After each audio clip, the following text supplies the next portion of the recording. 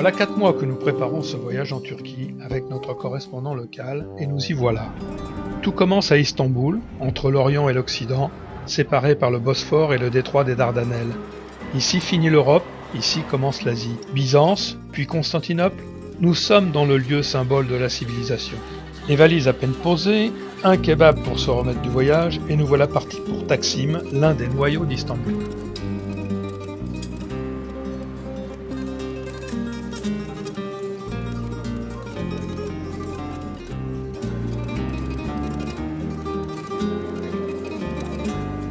Regarde Francis, même en Turquie on fait de la montagne. La rue Istiklal va nous mener à la place Taksim. Cette rue piétonne ne désemplit pas jusqu'au cœur de la nuit et regorge de boutiques, bars, restaurants, pâtisseries. De plus, nous sommes à la veille de la fête de l'Aïd, jour de solde. La rue est animée par un superbe tramway débonnaire tout droit sorti d'un dessin animé. Nous voilà place de Taksim qui signifie partage en turc. C'est notre place de la République à Paris, le siège de toutes les manifestations importantes, avec des répressions parfois un peu violentes. L'animation est partout dans la rue Istiklal.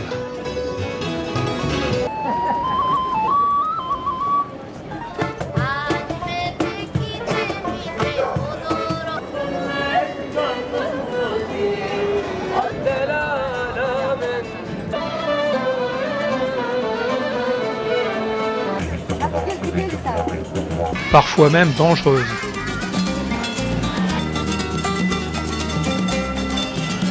L'animation se trouve dans les vitrines.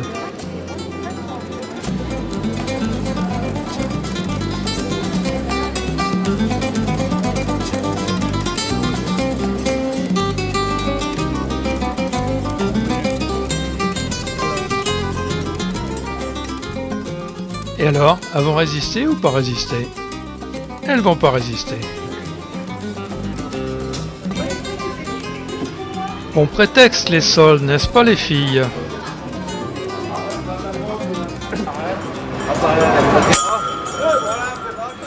Les bottes pour les femmes, une toute petite glace pour les hommes, et vous dites égalité?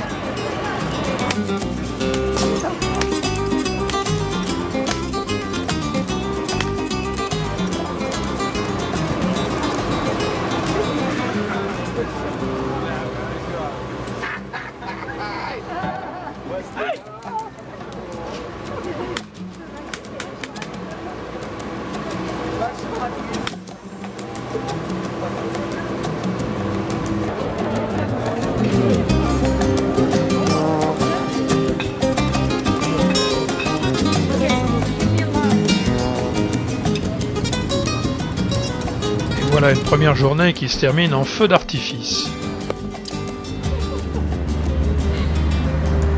Bon, après le resto, un bon tirage de pompe.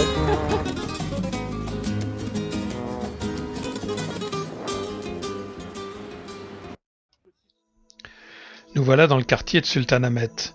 De Sainte-Sophie à la Mosquée Bleue, sous la conduite d'Ihsan, nous allons traverser 1000 ans d'histoire.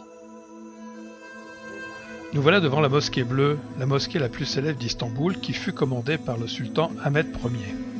Mais pour pénétrer dans l'enceinte, une chaîne judicieusement placée nous oblige à nous incliner, la main sur le cœur. La Mosquée Bleue a le privilège de présenter 6 minarets, fait unique au monde. Seule la mosquée de la Mecque en dispose de 7, grâce d'ailleurs à Mehmet qui en paya les frais. Elle fut achevée en 1616 après 6 années de travaux. Il paraît que durant la construction, le sultan était si impatient de voir l'achèvement de sa mosquée qu'il venait chaque vendredi travailler au milieu de ses ouvriers. Il faut pénétrer à l'intérieur pour comprendre pourquoi cet édifice a perdu son nom d'origine de Sultanahmet, pour prendre celui de Mosquée Bleue. Plus de 21 000 carreaux de faïence disnique à fond bleu tapissent les parois et en font l'un des joyaux de l'art musulman. La coupole centrale, qui pourrait presque rivaliser avec celle de Sainte-Sophie, repose sur 4 piliers massifs en pattes d'éléphant qui n'ont pas moins de 5 mètres de diamètre. Mais regardez plutôt.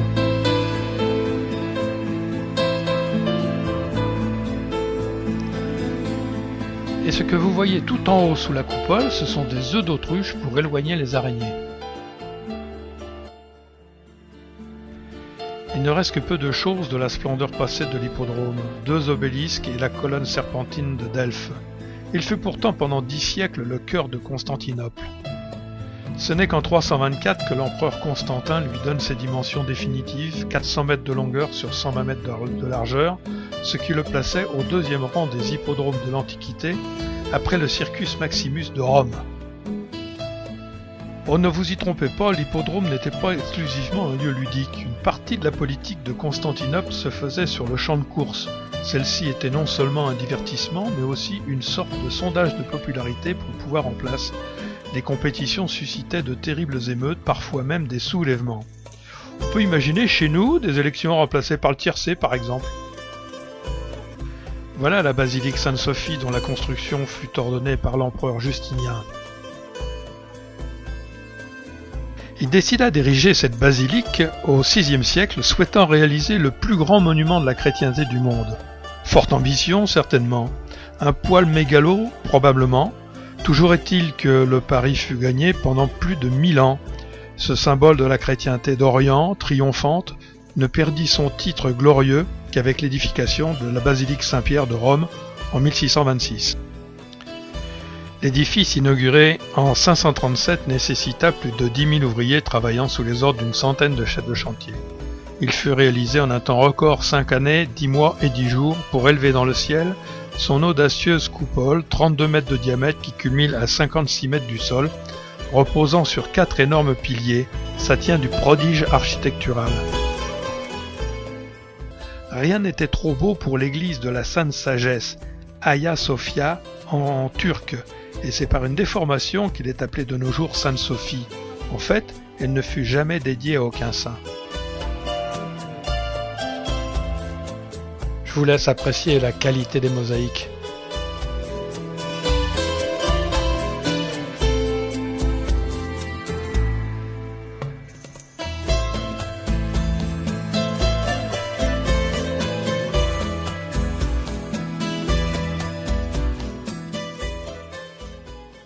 Le ventre plein, nous voilà maintenant dans la citerne basilique, le palais englouti comme l'ont baptisé les Turcs.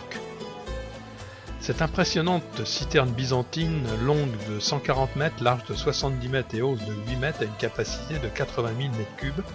Elle était alimentée avec l'eau venant de l'aqueduc de Valence, construite par l'empereur Justinien en 542 avec la participation de 7000 esclaves. Elle se trouvait sous la cour d'une basilique civile incendiée et fut appelée ainsi citerne basilique. Elle fournissait en eau le grand palais, le palais des empereurs byzantins. Oubliée à la conquête, on la redécouvrit en 1545 et on l'utilisa pour approvisionner le palais de Topkapi, le palais des sultans. Elle possède 336 colonnes réparties en 12 rangées de 28, ce qui lui donne l'aspect d'une forêt de troncs. Voilà à Topkapi la résidence principale des sultans depuis le règne du sultan Mehmed II. On imagine sans mal la puissance des sultans à l'époque où ils régnaient sur le Proche-Orient et la moitié de la Méditerranée. Durant ces 4 siècles, chaque souverain a apporté des embellissements à cet immense palais, construisant des kiosques en belvédère sur le Bosphore et la mer de Marmara, créant une bibliothèque, une mosquée ou un harem, agrandissant sans cesse ce harem et en y ajoutant des cours et des couloirs, enrichissant considérablement la décoration de telle ou telle pièce, bref, rivalisant de magnificence. Nous venons de franchir la porte du salut que seul le souverain avait le droit de franchir à cheval. C'est dans cette grande cour que se déroulait la vie publique du palais et se décidait pour une bonne part l'orientation politique de l'Empire. Dans ce bâtiment surnommé le Divan siégeait le Conseil impérial pour y traiter les affaires courantes de l'État, notamment le montant des taxes sur les marchandises.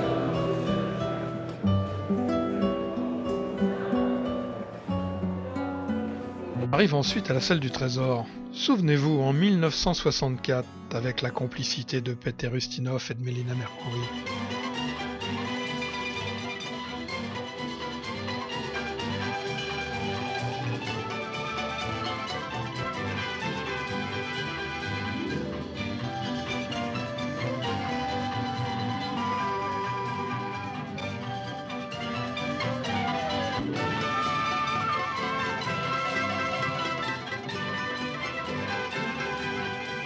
Depuis, on n'a pas le droit de filmer, donc je vais emprunter quelques images. Ici, tout est démesuré. Les 48 kg d'or massif des chandeliers incrustés de 6666 diamants, le trône dit des cérémonies recouvert de plaques d'or et orné de plus de 950 gros péridots, sans parler du célèbre poignard que vous avez vu dans le film, dont la lame est nichée dans un fourreau d'or et de diamants. Inutile de vous dire que les vitrines de la place Vendôme et de la rue de la Paix paraissent bien pauvres à côté de celle-ci. Quittons maintenant Topkapi pour une autre colline, celle de la mosquée de Soliman le Magnifique. Une petite pause thé nous permet de faire un panoramique de la Corne d'Or, de Galata et du Bosphore.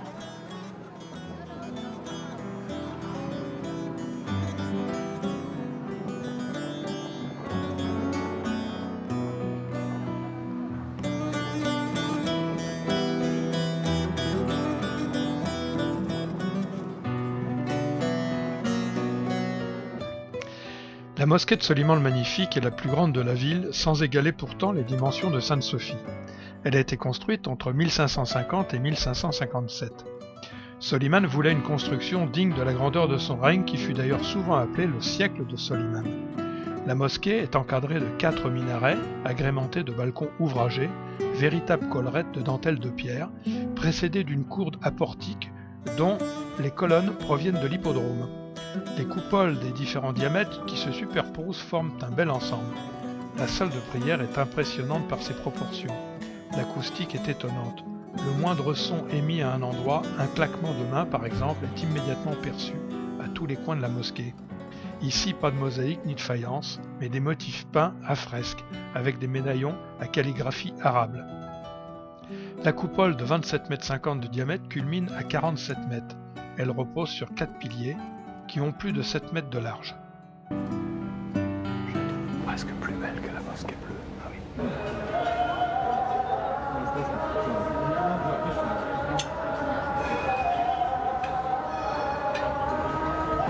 Et vous voulez que je vous dise? Eh bien on l'a bien mérité notre kebab ce soir.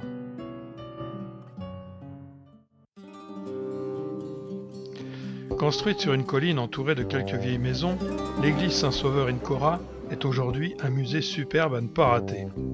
L'édifice est si ancien que personne ne sait plus quand il fut fondé. Une seule certitude, c'est à la fin du XIIIe siècle qu'on le fit restaurer et qu'on commanda les peintures murales et les mosaïques à fond d'or, considérées à juste titre comme les plus belles du monde byzantin. Tout cela à l'initiative de Théodore Métochite, humaniste et savant qui y consacra sa fortune personnelle. Ces œuvres ont été recouvertes de chaux lorsque l'église est devenue mosquée, ce qui leur a permis de parvenir jusqu'à nous avec toute leur fraîcheur et leur éclat. Seules les mosaïques de la coupole centrale ont disparu, mais les autres sont sans discussion possible les plus belles d'Istanbul. Je ne vais pas vous décrire toutes ces fresques magnifiques, mais juste vous assurer que Hishan nous a fait passer 2 heures merveilleuses à nous raconter dans l'ordre des évangiles toutes les péripéties de Marie et Joseph.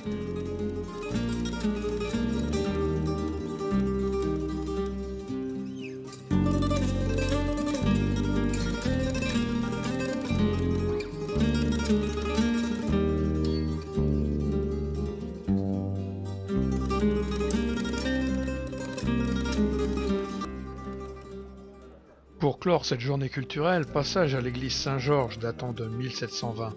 A noter que cette église abrite dans une boîte de verre les reliques de Saint Jean rendues en 2004 par Jean-Paul II, ainsi qu'un éclat de bois du poteau où Jésus aurait été attaché.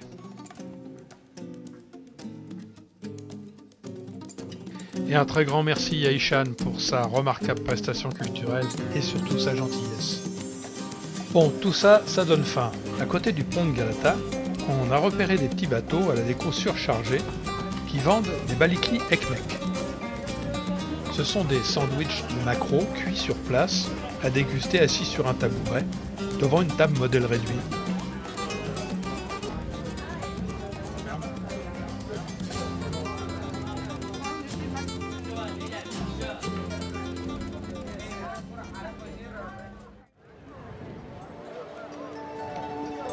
Voilà la mosquée neuve.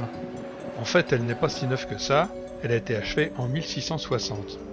Image familière du paysage d'Istanbul, elle est élégante sans être originale, mais surtout remarquablement située à la sortie du pont de Galata.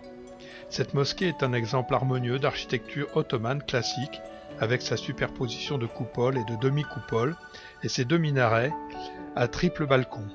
Elle forme un carré de 41 mètres de côté, et elle est bordée par 4 gros piliers qui soutiennent la coupole.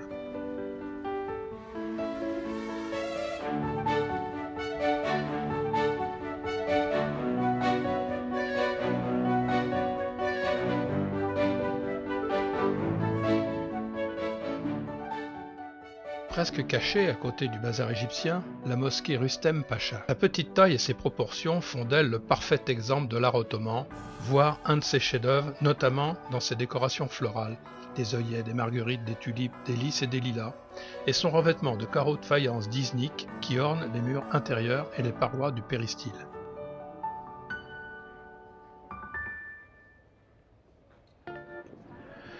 Pour visiter les rives européennes et asiatiques du Bosphore, la croisière jusqu'au deuxième pont va permettre de voir successivement le palais de Dolmabahçe, l'université de Galatasaray, la mosquée d'Ortaköy, etc. Bon, on dira que c'est surtout reposant, l'intérêt restant à démontrer.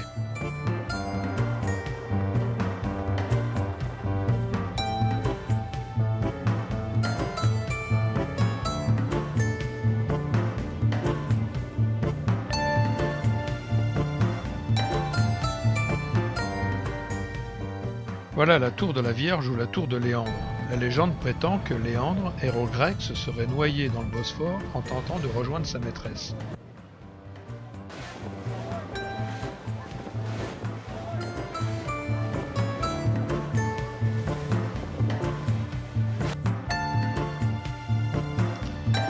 Voilà qui clôture cette journée à Istanbul et demain, départ pour la Cappadoce.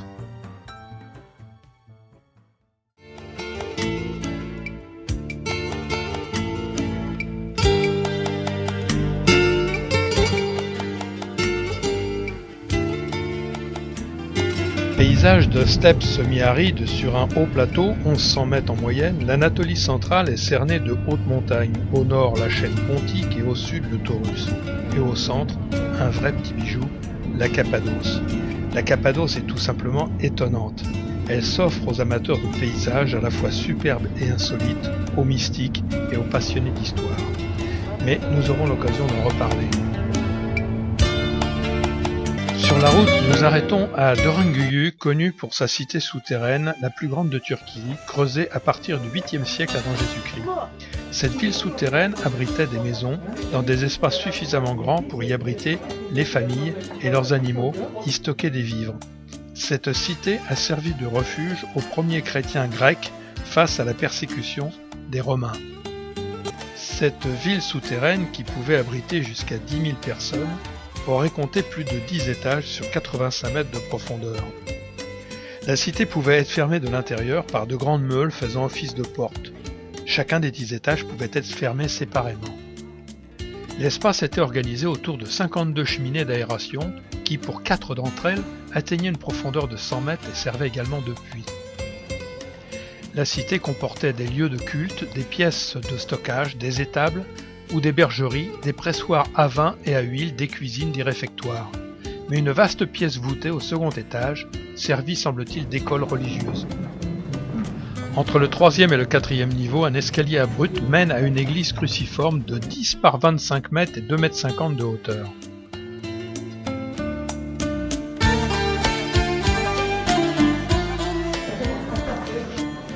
Et quand on pense qu'on vivait ici en état de siège pendant des mois,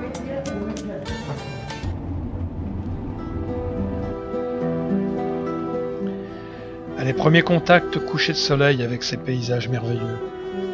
Allez, on vous laisse regarder pour le plaisir des yeux et vous mettre en appétit pour la suite du programme.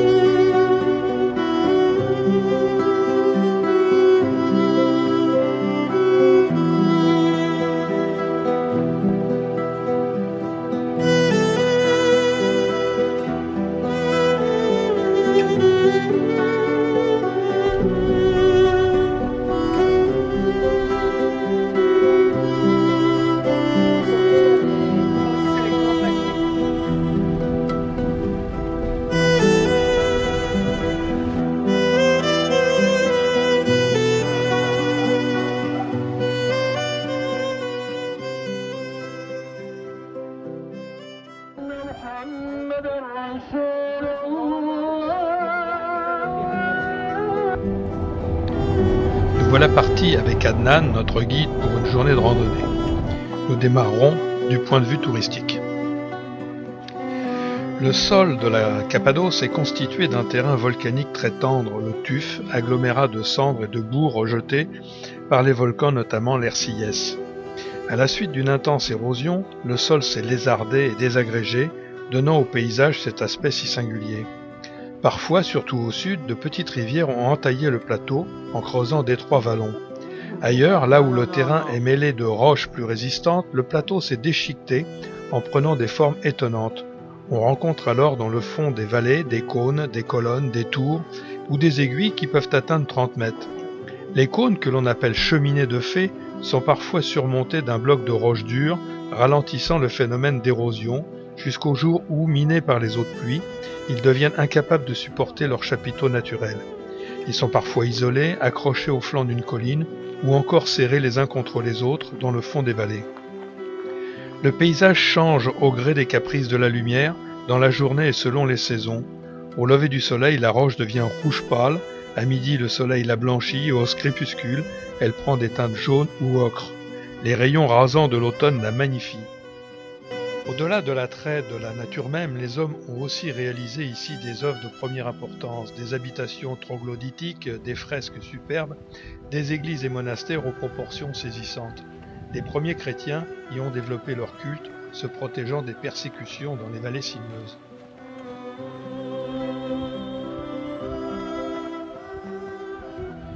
Voilà d'ailleurs une des églises cachées qu'Adnan nous fait découvrir.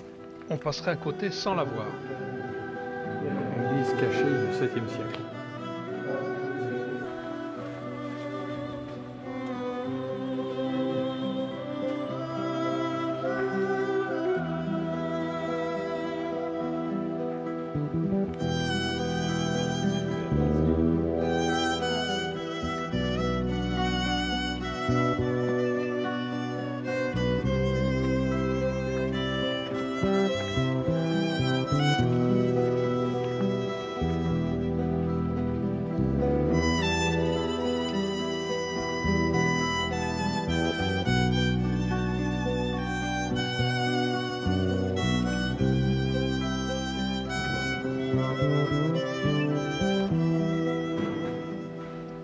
À la croisée des vallées rouges et roses, l'église rupestre Akli, fondée au 8e siècle. Elle doit son nom à la grande croix sculptée au plafond.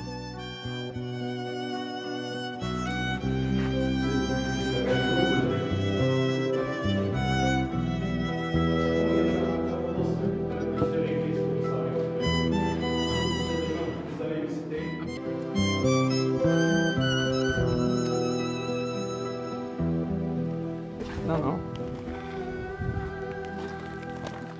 Voilà.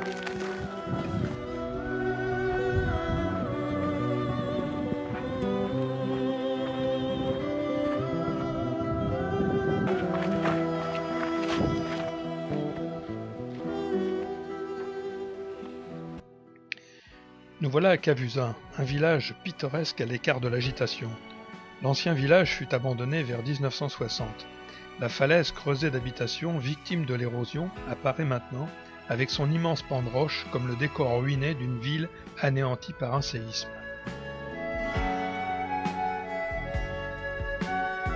Tout en haut de ce décor anéanti se trouve l'église Saint-Jean-Baptiste, datant du VIe siècle, ce qui en fait une des plus anciennes de la Cappadoce.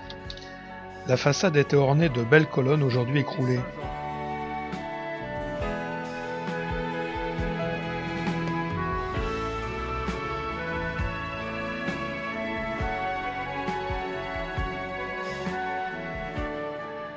La grande niche de l'intérieur était destinée à l'exposition des reliques. Les murs, comme il se doit, sont tapissés de peintures hélas très endommagées, consacrées pour la plupart à l'histoire de Saint-Jean-Baptiste. Bon, maintenant on passe aux choses sérieuses, on va goûter au testi kebab.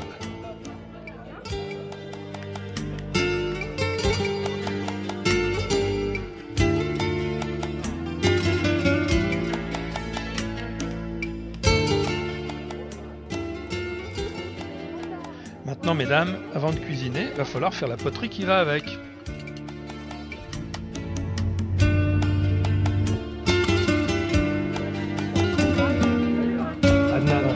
Ça s'appelle comment on est? Pachabag. Bien que très fréquenté, Pachabag est un site à ne pas manquer. C'est dans cette vallée que se trouvent les plus belles cheminées de fées et que l'on comprend le mieux leur formation géologique. Ce lieu était autrefois appelé Vallée des Moines car ceux-ci, pour se détacher du monde, avaient établi leur refuge au sommet des cheminées. Les ermites de Cappadoce n'ont pas hésité à creuser la partie friable de ces cheminées sous le chapeau, à plus de 10 mètres du sol. Ils ne descendaient de leur perchoir que pour recevoir les quelques aliments offerts par les fidèles qui leur permettaient de survivre.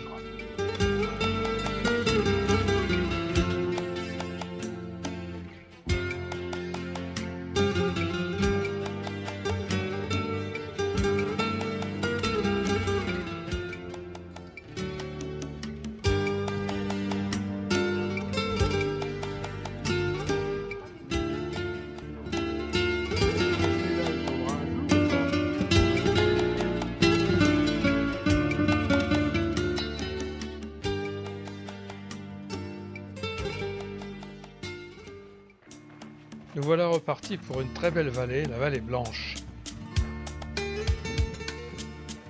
Bon, vous avez tous compris qu'avec de telles formes phalliques, la vallée a été surnommée Vallée de l'amour. Par les touristes, pas par les gens du coin.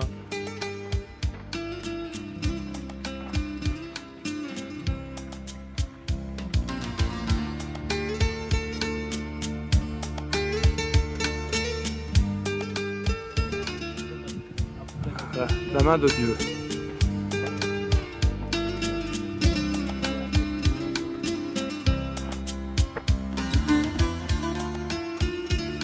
C'est vrai que nous, dans les Hautes-Alpes, on ne peut pas les approcher de près comme ça. Hein.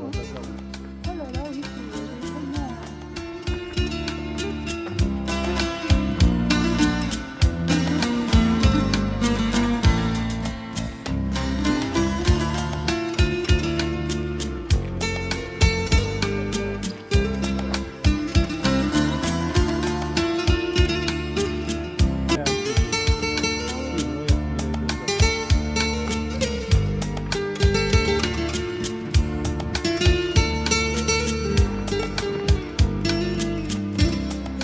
À ce moment de la randonnée, nous apercevons une jeune chinoise toute seule, victime du vertige.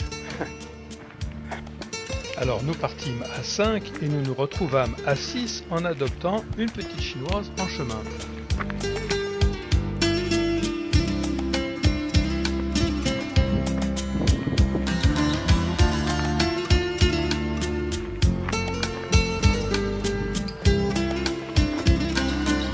Alors comme on dit en randonnée, l'arrivée est proche. Au bout de la vallée Blanche, nous voilà dans la vallée de l'amour. Alors pourquoi la vallée de l'amour? Parce que ça commence par le cœur et ça termine évidemment par les fesses.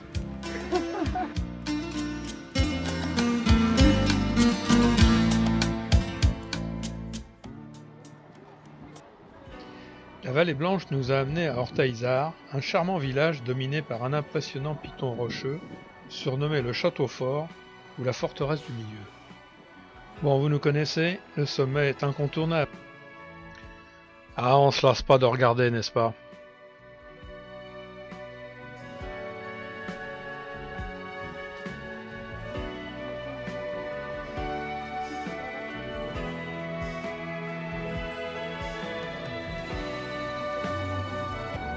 Sur le chemin du retour, nous allons aller saluer les Trois Belles.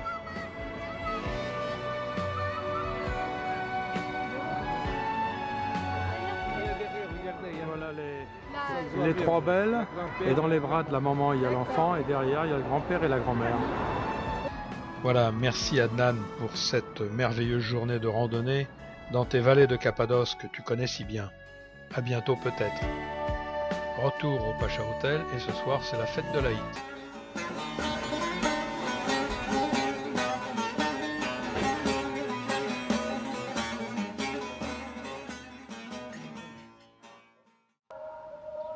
Nouvelle journée en Cappadoce qui commence par la visite d'églises rupestres.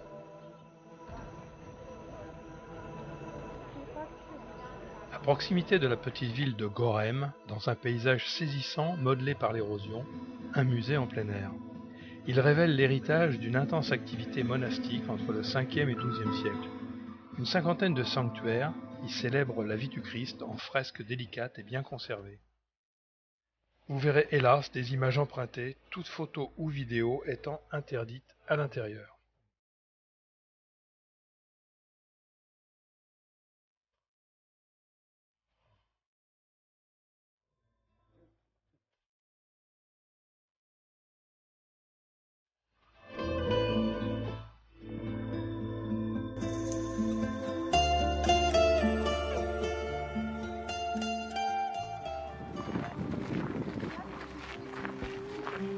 À 1 km d'Ortaizar, nous allons visiter le monastère-hôpital de Halak. C'est un grand monastère rupestre du XIe siècle avec une basilique à colonnes appelée hôpital. Ce lieu aurait servi d'hôpital avec salle de préparation, salle d'opération et salle de repos. Les Grecs ont été les derniers habitants des lieux jusqu'en 1923.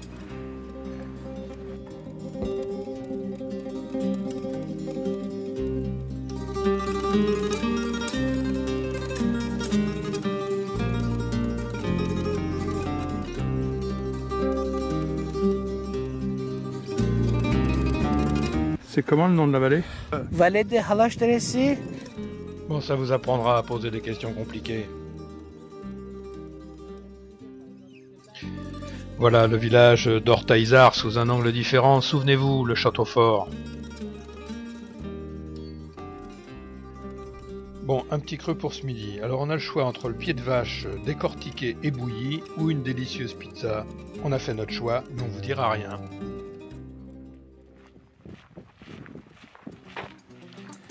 Allez, départ entre abricotier et vigne pour la vallée de Képez. Creusée au XIe siècle, l'église de Pancarlic est dédiée à saint Théodore. Son plafond est recouvert de fresques bien conservées, relatant différentes scènes de la vie du Christ et ses miracles.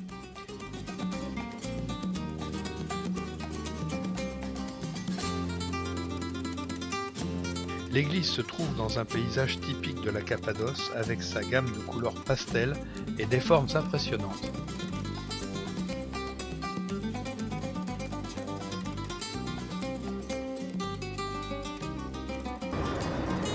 Et regardez bien là-bas, dans le milieu, entre les chameaux et les petites cheminées.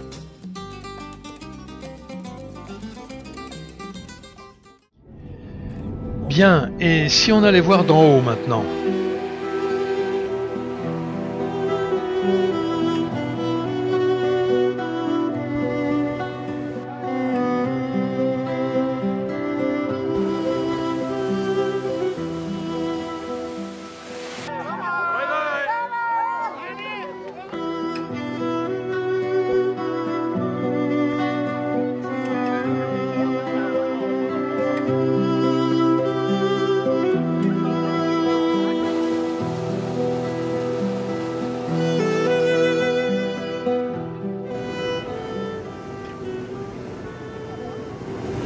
Okay, now we are going to Lawal Lake. Gördüğünüz yer Aşk Vadisi diye geçer. Şimdi oraya alacağım. Le vent va nous mener vers la vallée de l'amour. Yönünü belirleyeceksin gerekiyorsa ben...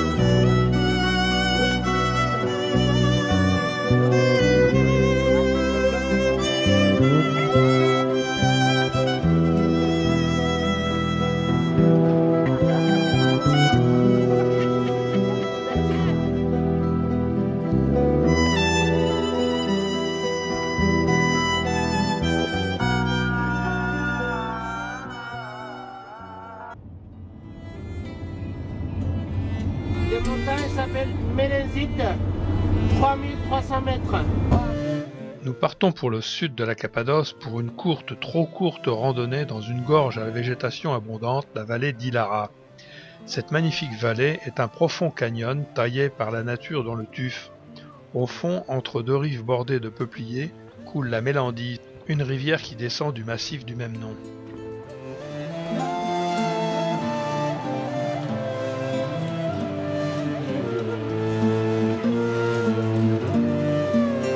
Là, pour celui qui veut descendre plus vite, il y a une tyrolienne là. Ouais, La vallée a comporté plus d'une centaine d'églises rupestres, dont les premières furent creusées dès le VIe siècle. La plupart sont en ruine. Arrêt ici à l'église sous l'arbre dédiée à Saint Daniel.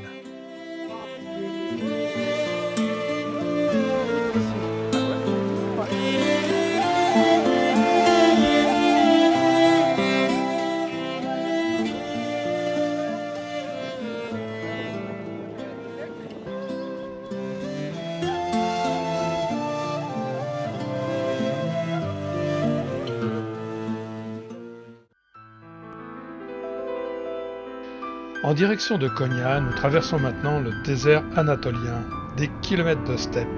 L'occasion de penser au désert, aux nomades derrière leurs troupeaux, à une vie si différente de la nôtre en ville.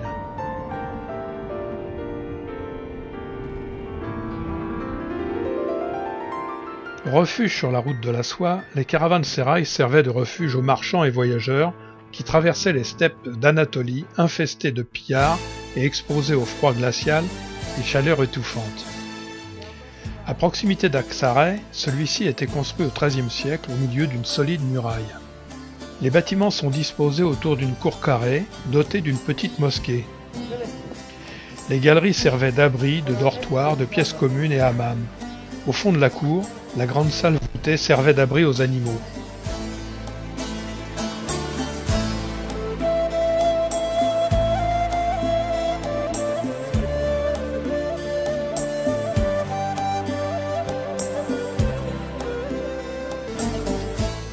Bon, si ça vous dit, voilà la salle à manger et à côté, la salle de bain. Bon les amis, à l'évidence, le désert, ça vous passionne.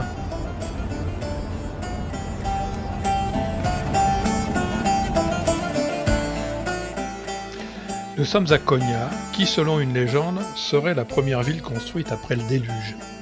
C'est ici qu'au XIIIe siècle est créée, par Mevlana, la fondation de l'ordre des Devish-tourneurs. Je vais vous en reparler. Le musée de Mevlana est situé dans un ancien couvent de l'ordre des Derviches-tourneurs, aujourd'hui transformé en musée d'art islamique. On y trouve les tombeaux des disciples et membres de la famille de Mevlana. De nombreux fidèles se recueillent devant les cénotaphes. Les Derviches-tourneurs sont des religieux musulmans. Leur nom signifie « pauvre ». L'ordre n'est présent aujourd'hui que dans deux villes, Konya et Istanbul. Les derviches-tourneurs utilisent la danse pour communiquer avec Dieu. On raconte que Mevlana, passant un jour dans le bazar où on frappait l'or en cadence, se sentit soudain pris par le rythme. Il se mit alors à tourner dans un mouvement d'élévation, tant et tellement que, se rapprochant du ciel, il se sentit merveilleusement proche de Dieu.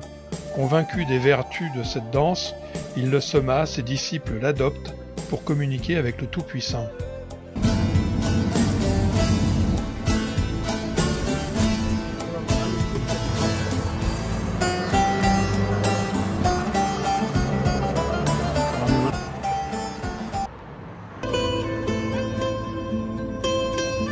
Pour renouer avec les habitudes de voyage, voilà la pause banane, clémentine et grenade. Nous sommes à 47 km d'Antalya, à Aspendos, et nous allons découvrir le plus beau théâtre romain de toute l'Asie mineure, et surtout le mieux conservé. Le théâtre fut construit au IIe siècle après Jésus-Christ sous le règne de Marc Aurèle.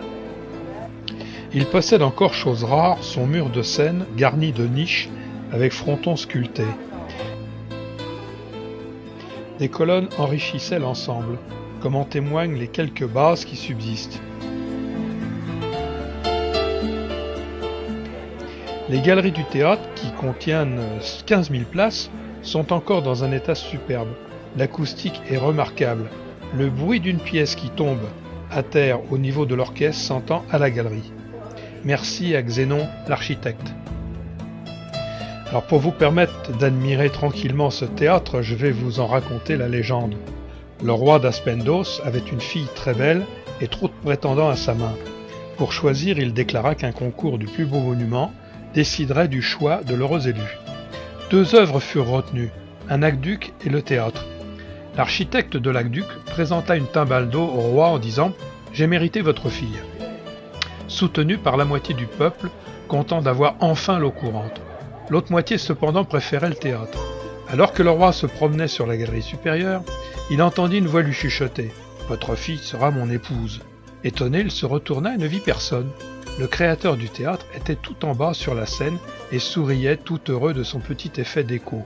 Admiratif et perplexe, le roi songea à diviser sa fille en 2, ce que n'accepta pas l'architecte du théâtre car il l'aimait trop.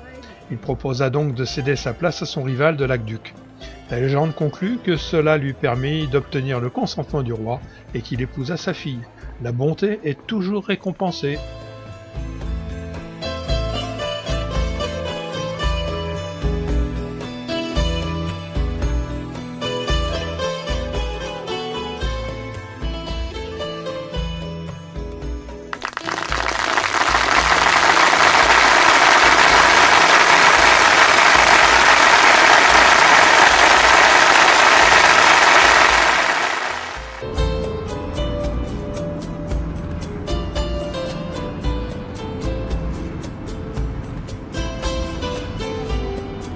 Plutôt que Pergé, notre esprit randonneur nous pousse plutôt vers Termessos, à 35 km d'Antalya.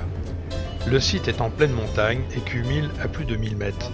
C'est un peu une escapade dans la peau d'Indiana Jones, car la situation du site est comparable, toute proportion gardée évidemment, au site du Machu Picchu. L'endroit est absolument superbe. L'histoire de la ville garde encore de nombreuses zones d'ombre. La ville fut redécouverte au XIXe siècle par des voyageurs européens. Par le chemin qui sinue le long du mont Guluk, on atteint la voie royale en passant par la porte de la ville, la tour de garde et le hammam. Plus loin, on arrive vers le théâtre, un véritable chef-d'œuvre qui date de la période grecque et s'ouvre majestueusement sur les montagnes alentours. Il pouvait contenir 4200 personnes. Son état de conservation est étonnant, surtout le mur de scène. Celui-ci n'est pas sans rappeler certaines constructions incas, par la finesse de l'ajustement des blocs de pierre. Il y a une vue plongeante sur la vallée et au loin sur Antalya et la mer. Le panorama... Nous partîmes à 4 On est venu 14. et on revient à... je sais pas trop.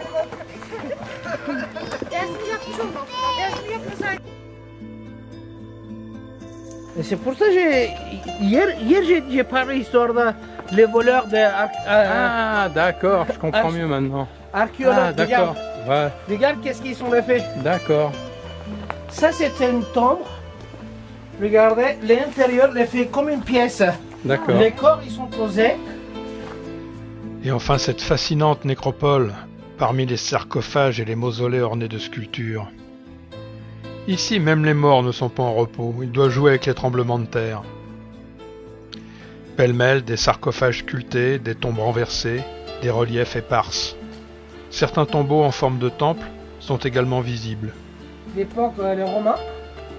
Et le motif, c'est comme un bouton. Et là, c'est pareil. Les deux. L'autre côté, c'est...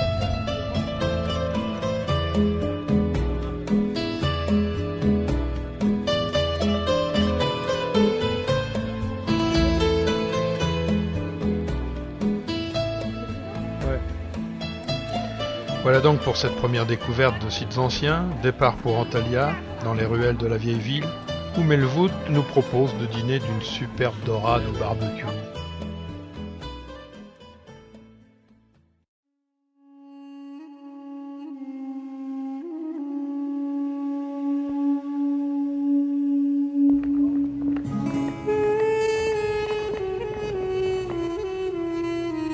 Ce matin, petite visite de la vieille ville d'Antalya, qui a fait l'objet d'une belle réhabilitation.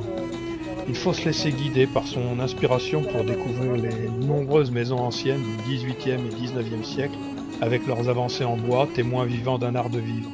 La rénovation est une réussite honorable, même si le lifting paraît un peu poussé.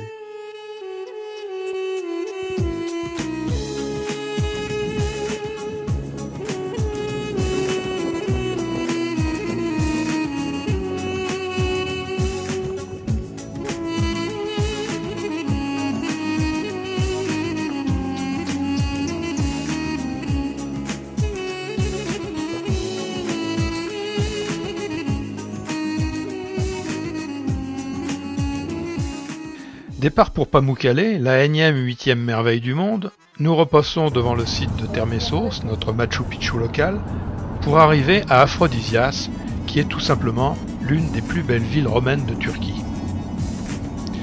De par son nom, vous avez compris que depuis le 7e siècle avant Jésus-Christ, la ville se consacrait au culte de la déesse de l'amour, Aphrodite, notre mère à tous. Mais c'est véritablement pendant la période romaine qu'elle connut son âge d'or.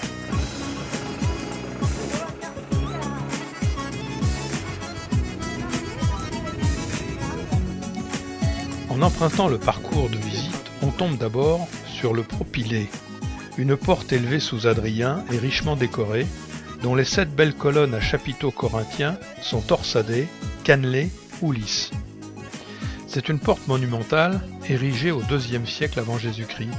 Elle marque l'endroit le plus sacré du site et servait aux cérémonies. À noter que 80% des éléments sont d'origine, c'est absolument remarquable. Voilà le temple d'Aphrodite, construit au 1er siècle avant Jésus-Christ, sous Auguste, et transformé en église au 5e siècle par les Byzantins.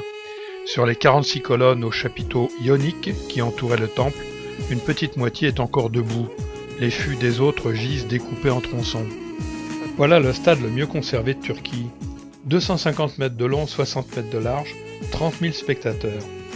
Dans l'hémicycle oriental, les Romains ont aménagé un amphithéâtre pour les jeux du cirque.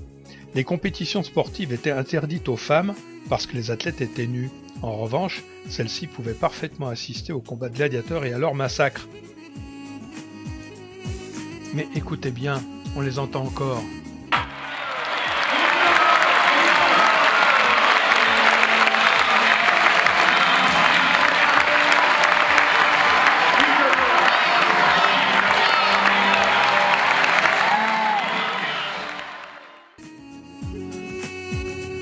Voilà la salle de réunion du conseil municipal qui date quand même du IIIe siècle avant Jésus-Christ. Il pouvait contenir 1700 places. À l'origine, il s'agissait d'un bâtiment couvert.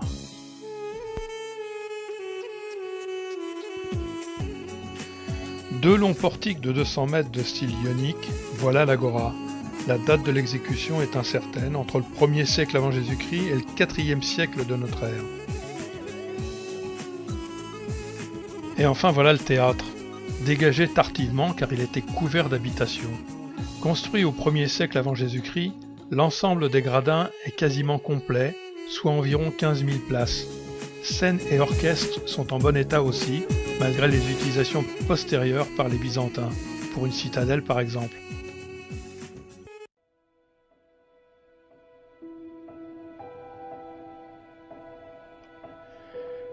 Mais que voit-on à l'horizon ? Une gigantesque coulée de neige ? Mais non, nous sommes à Pamukkale, un des sites les plus étonnants de la Turquie. Nous allons entrer par la porte nord. La renommée de Pamukkale prend sa source au plus profond de l'histoire ancienne. Ici affluaient des malades venant soigner les maux les plus divers. La ville elle-même est fondée au IIe siècle avant Jésus-Christ. Elle connaît de très nombreux séismes qui la ravagent régulièrement, surtout au début de notre ère. Nous traversons la nécropole. Près de 1000 tombes disséminées sur environ 1 kilomètre. C'est une succession fascinante de tumulus, de sarcophages, de tombeaux à toiture à double pente et frontons. Ceci nous mène à la porte nord qui précède la rue à colonnade. Elle a été découverte sous une couche de 2 mètres de calcaire. Elle a conservé son égout sous les pavés. Regardez à quoi elle ressemblait avant.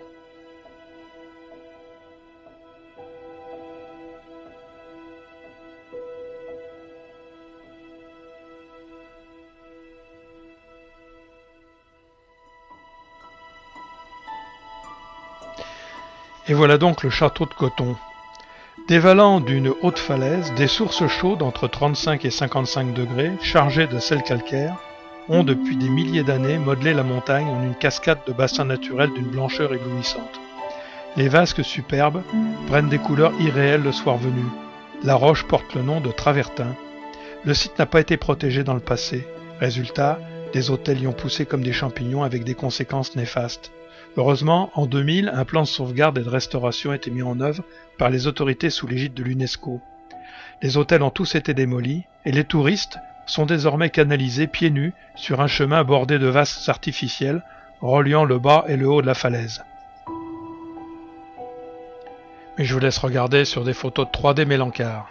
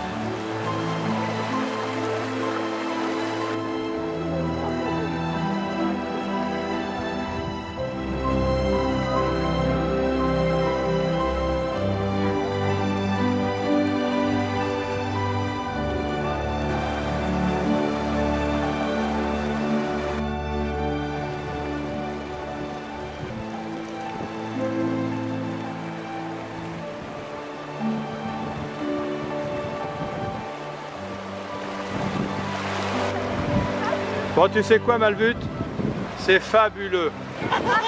Et j'ai attendu. C'est fabuleux. Regardez ça. Je vous ai dit que je reviendrai sur les derviches tourneurs. Ce soir, nous assistons à une cérémonie d'une petite communauté à Pamukkale. Le film étant interdit, les images sont empruntées, sauf les figures finales. Regardez plutôt.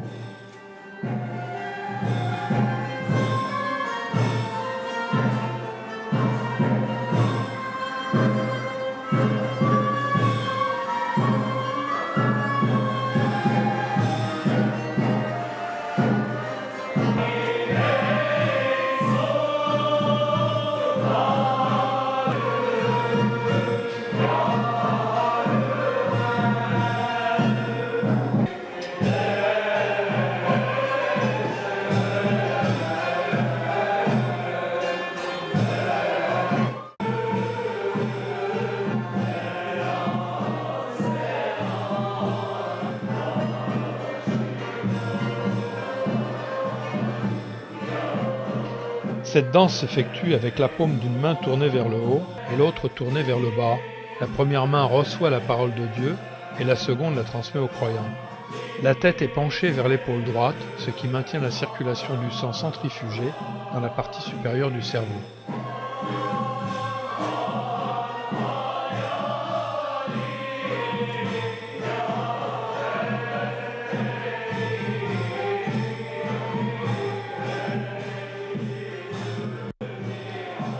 Bon, il est vrai que pour le retour, on était un peu serré à 4 sur le siège arrière de la Peugeot.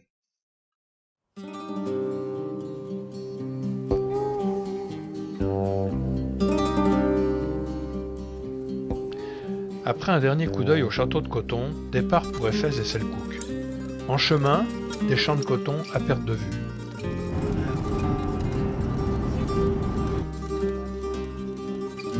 Melvute nous explique une coutume de 3 villes locales. Une bouteille sur le toit signifie qu'une fille est en état de se marier dans cette maison. Quand elle aura rencontré son futur mari, celui-ci tirera dans la bouteille pour la détruire et les parents se réuniront alors pour discuter mariage.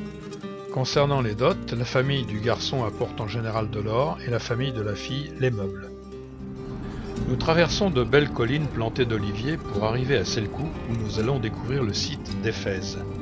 Éphèse, devenue capitale de la province romaine d'Asie, atteint son apogée au 1er siècle avant Jésus-Christ, comptant alors 200 000 habitants. C'est l'un des ports les plus actifs avec Rome et Alexandrie. Mais nous voilà déjà place de l'Agora. Les gens de ce conseil du peuple se réunissaient à la vue sur le toit ici. C'est pour ça qu'on appelle à la fois Odéon et Boulotérion ce bâtiment. Le bâtiment avait 1400 places de capacité.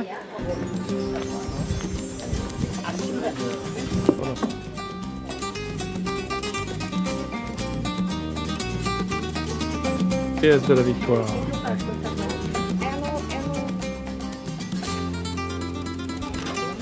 La rue des Courettes avec la bibliothèque dans le fond.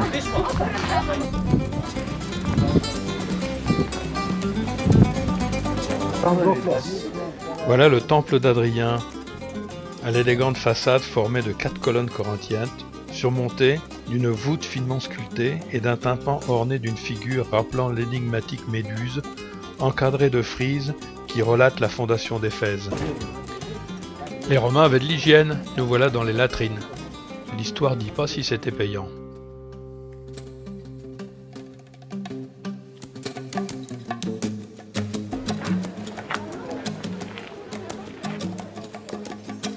Voilà la bibliothèque de Celsius, qui n'a rien à voir avec le thermomètre.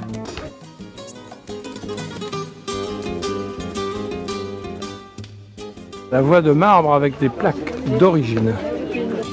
Voilà le grand théâtre, remanié et agrandi plusieurs fois. Ce théâtre antique est considéré comme le plus grand du monde. Il pouvait accueillir jusqu'à 24 000 spectateurs.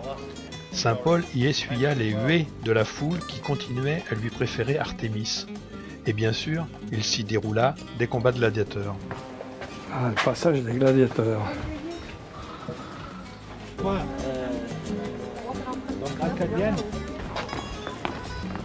Voilà, quand on pense que Saint Jean et la Vierge Marie ont foulé cette allée.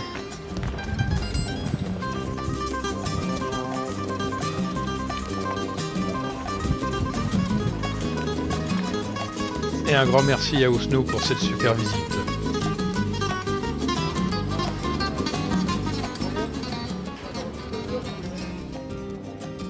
Selçuk est aussi connu pour ses cigognes. Il y en a partout en été, comme jamais un Alsacien n'en a vu. Allez, juste le temps de déguster quelques brochettes de mouton et nous partons pour la basilique Saint-Jean. Un tremblement de terre a détruit la première basilique érigée au 5e siècle sur le tombeau de Saint-Jean. Seuls subsistent les vestiges du baptistère. On pénètre par la porte de la persécution.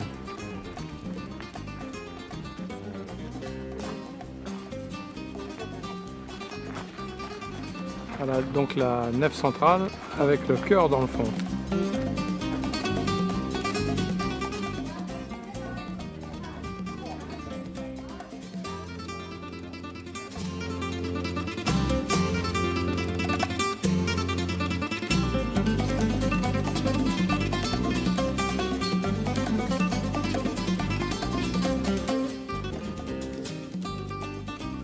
Terminons la journée à la mosquée d'Isabée, construite au XIVe siècle.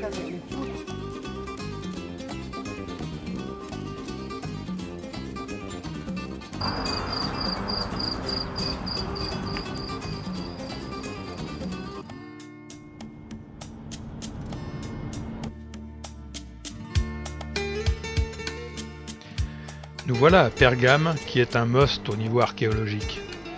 Tandis que la puissance d'Athènes décline, Pergame est fondée au IIIe siècle avant Jésus-Christ. Sous le règne de Eumène II, l'État pergamien devient carrefour commercial concurrent d'Éphèse, mais aussi un centre culturel majeur grâce à l'une des plus grandes bibliothèques de l'Antiquité, rivale d'Alexandrie. Les rois successifs couvrent la ville de palais.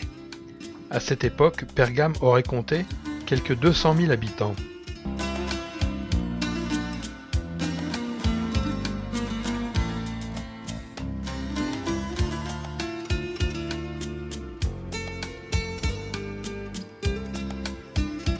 Près des soubassements du temple d'Athéna, un tunnel creusé dans la roche conduit au spectaculaire théâtre qui pouvait accueillir plus de 10 000 spectateurs. Les gradins bien conservés doivent leur pente naturelle au site. La cité de Pergame, qui contrôlait le trafic maritime avec l'Orient, inquiétait l'Égypte par sa puissance. Au IIe siècle avant Jésus-Christ, celle-ci décréta l'embargo sur le papyrus vers Pergame. Une sacrée tuile pour une ville qui abritait alors l'une des plus riches et fabuleuses bibliothèques de l'époque. Mauvais calcul pour l'Égypte. Pour remplacer le papyrus, Pergame inventa le parchemin à base de peau de mouton ou de chèvre. Après cette escapade culturelle, flânerie dans cet attachant lacis de ruelles aux maisons anciennes souvent délabrées. Un régal pour les yeux.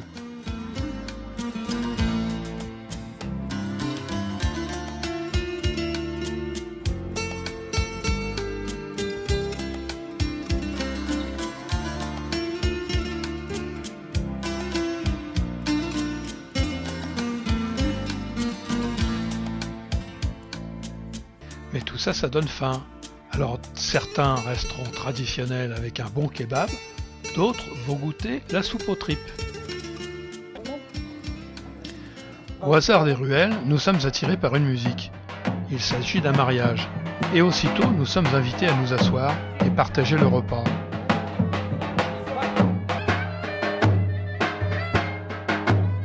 Les hommes d'un côté, les femmes de l'autre.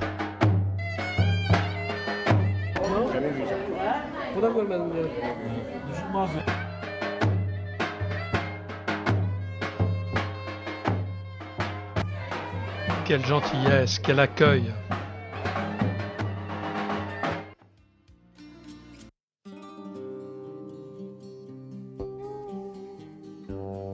Méditerranée.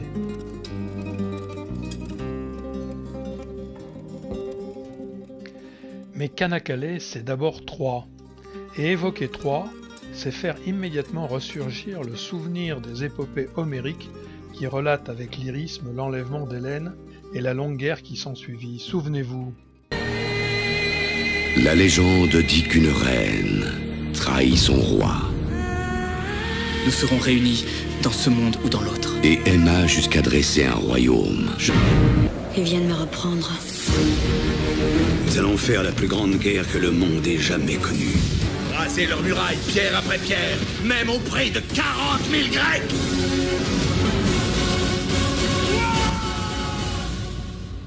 Alors vous l'avez entendu, raser leurs murailles pierre par pierre jusqu'à la dernière pierre. Alors voilà, elles sont là, par terre.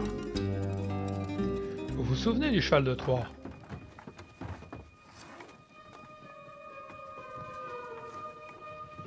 Eh bien, ils l'ont rentré par là.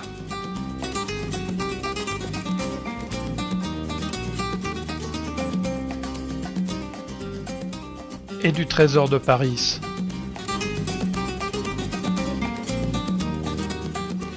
Eh bien, ils l'ont trouvé là.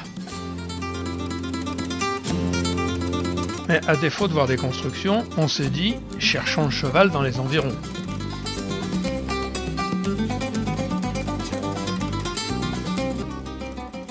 Serait-ce lui le cheval?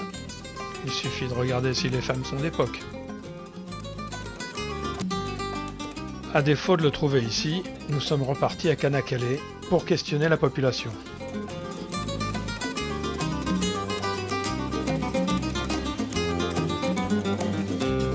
Ah, finalement le voilà, bien conservé, non?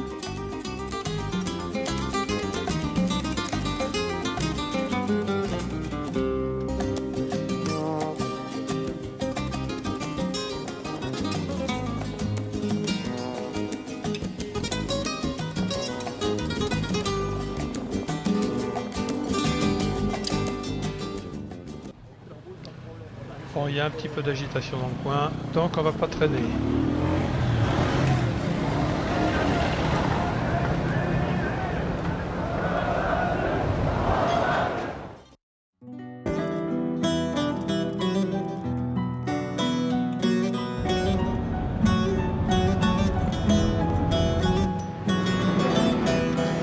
Voilà Bursa, la grande mosquée, bâtie vers l'an 1400, couverte de 20 coupoles. Au milieu, un puits de lumière éclaire la fontaine aux ablutions.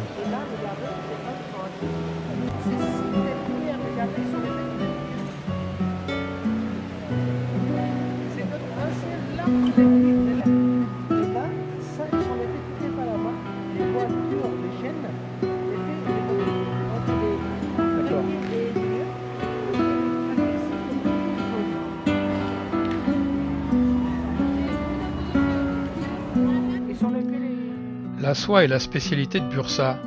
On va la trouver en abondance dans le caravansérail. La ville doit aussi sa réputation à ses tissus éponges, serviettes et peignoirs à bon prix. Qu'est-ce qu'ils font tous là?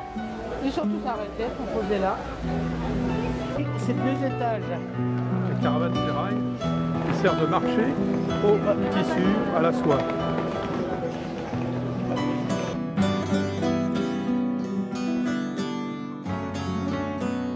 La ville de la soie et de l'éponge, on a dit.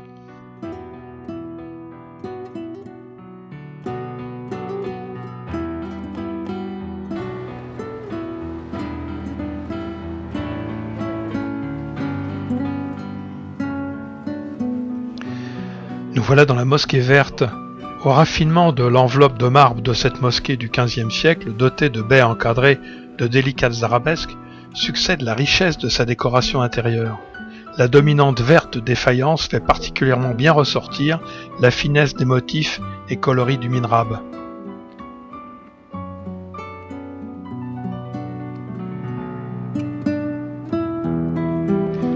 Le mausolée vert est un octogone habillé de faïence turquoise et surmonté d'un dôme. Il abrite la sépulture du sultan Mehmed Ier, fondateur de la mosquée verte, et celle de ses fils et épouses.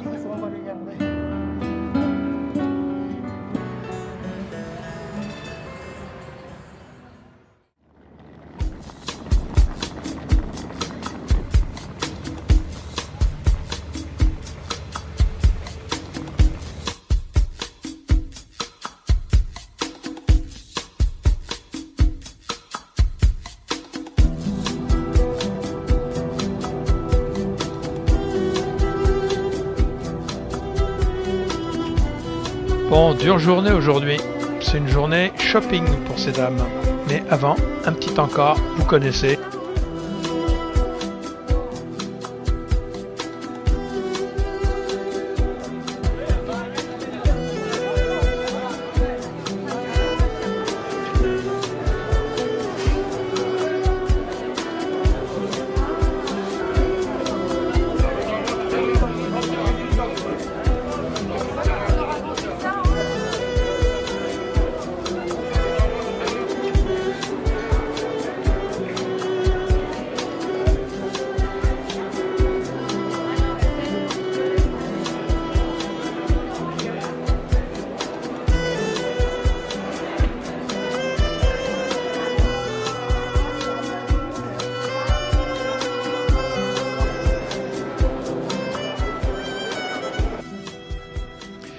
Voilà l'avion qui vient nous chercher, alors on va se quitter là. Mais avant tout, un grand merci à nos guides locaux, mais surtout à Melvout, qui nous a gentiment accompagnés sur ce circuit depuis la Cappadoce.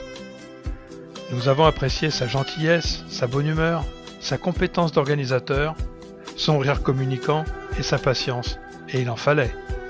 Il a su nous dépatouiller les petits problèmes et répondre à nos demandes. Merci. Merci l'Event pour la conduite parfaite de ton véhicule. Mais tu fumes trop. Ah, Melvout, une dernière demande.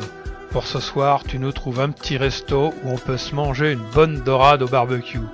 Allez, à bientôt.